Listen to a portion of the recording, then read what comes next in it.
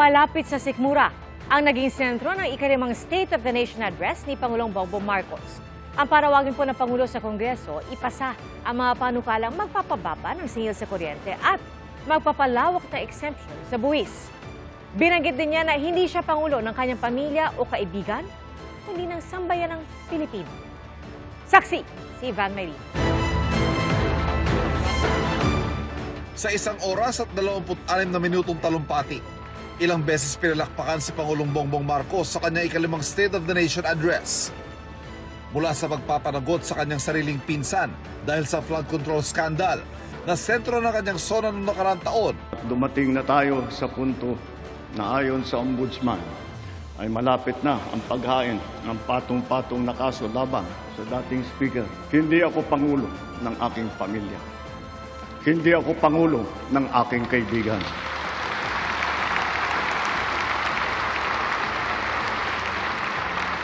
Ako ay Pangulo ng Pilipinas at ang tungkulin ko ay sa inyo, ang aking mga kapwa Pilipino. Hanggang sa matapang na pagtindig sa ating karapatan sa West Philippine Sea. We are not greedy, we are not racists, we are not liars. Pinalakpakan din ang mga usaping malapit sa sikmura ng ordinaryong mamamayan, gaya ng pagpapalawak ng tax exemption. Hindi natin kaliligtaan ang ating mga manggagawang Pilipino, lalo na ang mga middle class, pati na ang mga maliliit na negosyo.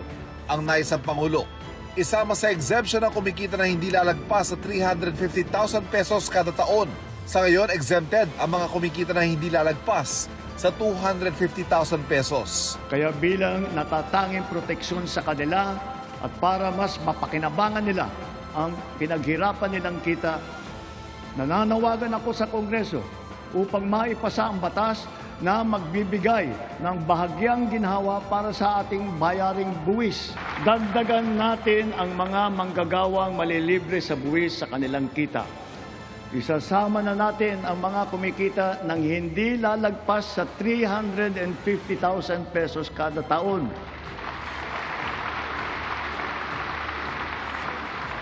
Kasabay nito ang karampatang pagbaba ng income tax ng iba parang manggagawa. Pangalawa, ang mga maliliit na negosyo ay hindi napapatawan ng minimum corporate income tax. Ipinanukala niya ang pagbibigay ng amnesty sa buwis.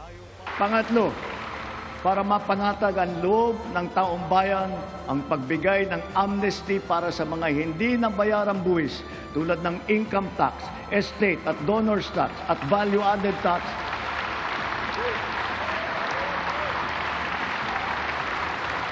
Kasama na rin dyan ang mga multa na kaakibat ng mga ito.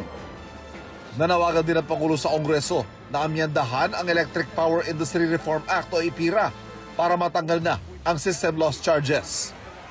Ito ang binabayaran ng mga consumer para sa mga ninanakaw na kuryente at nawawalang kuryente habang dumadaloy sa kable.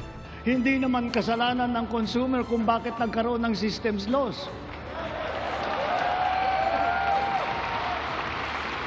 Kaya hindi naman tama na kailangan sila pa ang pagbabayarin dito.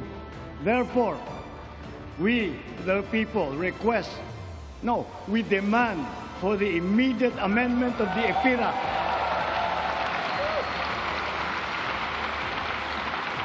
And to prohibit charging systems lost against consumers, including the value-added tax thereon.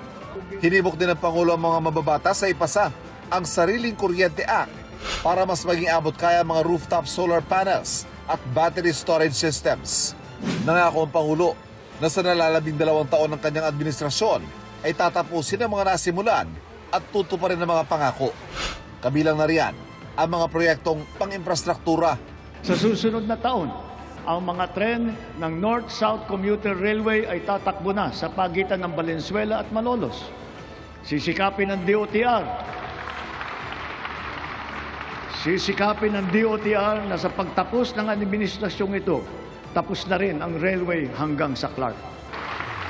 Sa susunod na taon, bubuksan na rin ang 12 stasyon ng MRT-7. Pati ang mas pinalawak na benepisyo pangkalusugan. Para mapaganda pa ang suporta natin sa mga batang may developmental disabilities Dodoblehin natin ang PhilHealth package para sa pagpapatingin sa therapy. Mas madali na rin daw ang pag-access sa tulong medikal sa pamamagitan ng eMyFit program para mapabilis ang pagkuha ng serbisyo medikal para sa mga Pilipino. Ibinida rin ng Pangulo na naging maagap sila sa pagtugon na magkakrisis dahil sa gulo sa Middle East. Libuang-buwan mula sumiklab ang digmaan, ramdam pa rin natin ang bigat ng mga epekto nito sa ating bansa. Hanggang kailangan, asahan ninyo na hindi titigil ang pagsuporta ng pamahalaan. Naglaan tayo ng mahigit 60 bilyong piso para dito hanggang sa katapusan ng taon. Ilang beses ding sinabi ng Pangulo, ang mga pondong naiiwas sa mga tiwali ay ibinuhos ng pamahalaan sa mga proyektong pakikinabangan. Ang pondo na naisalba natin na balak ibulsa ng mga tiwaling opisyal ay sa taong bayan natin ibinubuhos. Ngayon, ipipihit natin ang mga programa sa mas nangangailangan nating kapwa Pilipino para naman mas malawak at mas marami ang maaabot ng tulong.